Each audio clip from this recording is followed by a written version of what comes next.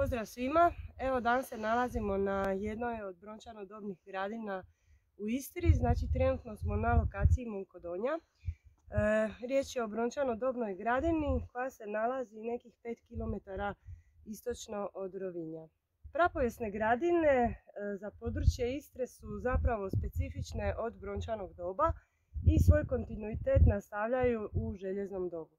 Monkodonja konkretno je iz razdoblja brončanog doba, znači ona pokriva neku 1800. godinu prije Krista i traje negdje do 1200. te 1100. prije Krista. Ono što je značajno za Monkodonju je da je ona zapravo najbolje istražena prapovijesna gradina na području cijele Istre i zato je nama arheolozima dosta bitna jer smo saznali dosta podataka koje nisu bili poznati od ranije. U Istri zapravo postoji oko 305, možda i više gradina, iako nisu sve bile u funkciji naselja, nego neke su se smatrale samo kao mjesta gdje su se možda čuvale ovce ili kao dijelovi gdje bi ljudi bježali u slučaju nekih ratova, opasnosti i sl. Monkodonja je zapravo otkrivena 1953. godine kada je Boris Bačić zajedno sa Brankom Marušićem došao na ovo područje i zabilježio ju je kao jednu od gradinskih naselja koja do tada nije bila poznata. Oni su napravili probna istraživanja na ovom području, ali ta istraživanja su trajala kratko, neke 2 godine. Međutim, 1997. godine Monkodonja se prepoznaje kao bogato arheološko nalazište i zapravo tada počinju sustavna istraživanja koja će trajati nekih 10 godina, znači negdje do 2007. godine. Ono što je značajno još za Monkodonju je da se nalazi na jednom blagom uzvišenju i zapravo je udaljeno nekih 3 km od mora.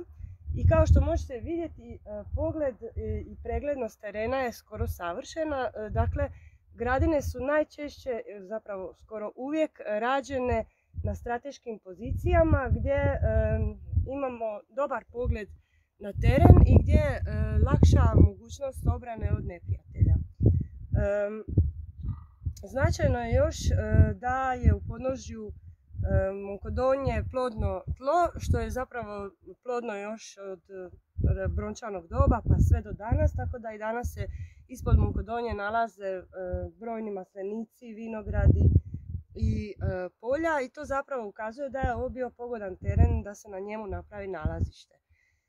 Specifičnost istog gradina je da kad su se počele raditi, uglavnom se sirovinski materijal, odnosno kamenje koje je služilo za izgradnju bedema i kuća, uzimalo se sa samog mjesta gdje se zapravo nalazila gradina, tako da zapravo oblik i izgled današnje Monkodonje je zaravnjen elipsasti brežuljak, a zapravo većina materijala uzimala se sa vrha brda i ona je zapravo služila za izgradnju bedema. U Istri imamo različite oblike gradina, ova konkretno ima 3 pojasa bedema, od čega je prvi pojas najstariji pojas koji je nastao na području Akropole, odnosno tog glavnog središnjeg dijela grada. I onda imamo još 2 dijela grada, znači taj gornji i donji dio grada. Ovi donji bedemi koje vidimo ovdje, oni su zapravo nastali malo kasnije, u odnosu nekih stoljeća kasnije u odnosu na ove na Akropoli. I za Monkodonju znamo još da ona ima do sada poznata samo 2 ulaza, možda ih ima više, ali mi ih još nismo otkrili. Dakle, imamo ta 2 ulaza, imamo taj zapadni i sjeverni ulaz u gradinu. Ovaj zapadni kod kojeg se trenutno nalazimo smatramo da je bio zapravo glavni ulaz u grad jer je u bedemima pored ulaza zapravo pronađene su još i 2 grobnice. Smatra se da su bile aristokratskog podrijetla i u tim grobnicama nađeni su ulomci jantarnih perlica i kosti ostaci pojedinaca za koje smatramo, zapravo imamo teoriju da su bili važniji pojedinci koji su zapravo pokopani na tom mjestu baš da bi štitili sam ulaz u grad. Ovdje vidimo jednu od grobnica koje su pronađene na ulazu Monkodonje. I kao što vidite, napravljene su od 4 škrilje, dakle obrađene kamene ploče koje su stavljene u obliku sanduka i vjerojatno su bile prekrivene, dakle, još jednom škrilom. Unutra su pronađeni ostaci više pokojnika, ali ono što je nama zapravo jedan od ljepših nalaza su nalazi jantarnih perlica koji zapravo govore da je Monkodonja trgovala i sa udaljenim područjem, zato jer je jantar, dakle, išao od Baltika prema južnom dijelu Europe i dalje. Uglavnom, za Monkodonju je značajno još da smo pronašli puno keramičkih predmeta, a među njima su nađeni i ulomci mikenske keramike koja zapravo svjedoči i da je Monkodonja imala trgovinu i sa južnim dijelom. Uglavnom, riječ je o jednom velikom gradu, smatra se da je tu živjelo oko 1000 stanovnika koji su se bavili, dakle, i obrtom i proizvodnjom hrane i sličnog, ali i imali su određene trgovačke veze. Idemo dalje da vam pokažem sjeverni ulaz. Uglavnom, sjevernom ulaz je manji i izgleda malo drugačiji nego glavni ulaz. On je zapravo napravljen unutar bedema u cik-cak obliku, tako da kad iz daljine gledate on se uopće niti ne vidi. To je isto jedna od specifičnosti izgradnje tih suhozidnih bedema na istarskim gradinama. Sada se nalazimo na sjevernom ulazu Monkodonje i kao što sam prije rekla, riječ je o cik-cak ulazu koji je teško vidljiv, dakle, s ove vanjske strane Monkodonje. To je zapravo napravljeno zbog lakše obrane protiv eventualnih neprijatelja. Na ovaj sjeverni ulaz nastavljaju se, dakle, bedemi. Bedemi su prema procjenama bili oko 1 km dužine i širine su zapravo oko 3 metra, a pretpostavljena visina je također isto bila oko 3 metra. Znači, riječ je o dosta stabilnim i velikim bedemima koji su rađeni tehnikom suhozida.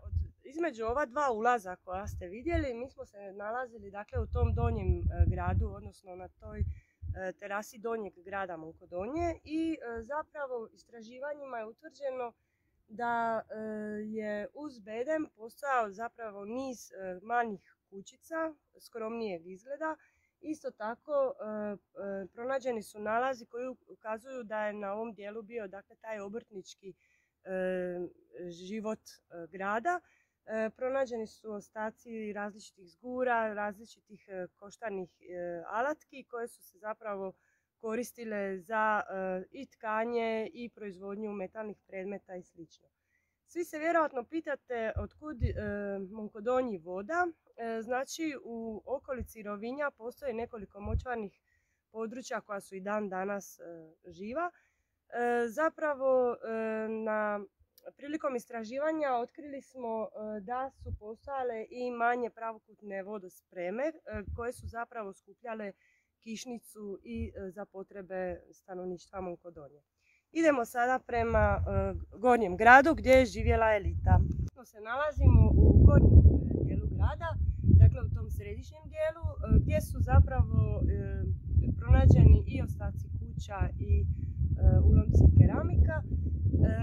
Uglavnom, riječ je o tom srednjem dijelu prapovijesne gradine, a sad idemo zapravo u onaj glavni dio koji je pravokutnog, zapravo pokušaj je bio da izgleda pravokutnog oblika i riječ je o toj akropoli gdje je zapravo živio, smatra se, najbogatiji dio, odnosno najbogatiji sloj društva.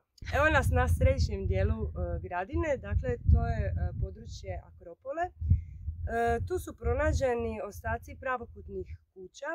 Zapravo kuće su bile naslonjene na jedno lice bedema i značajno je da je zapravo kod gradnje došlo do kombinacije kamena, gline i drveća, odnosno pruća.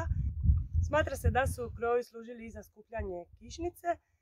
Uglavnom, kod ovog bedema je značajno, dakle, da je on najstariji, ali primjećuju se određeni naknadni zahvati koji su bili izvođeni na bedemu.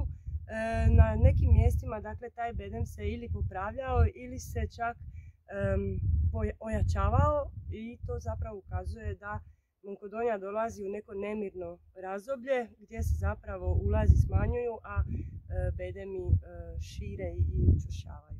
Evo ovdje vidimo rekonstruirani ulaz u Akropolu. On je najvjerojatnije imao 3 metra visine.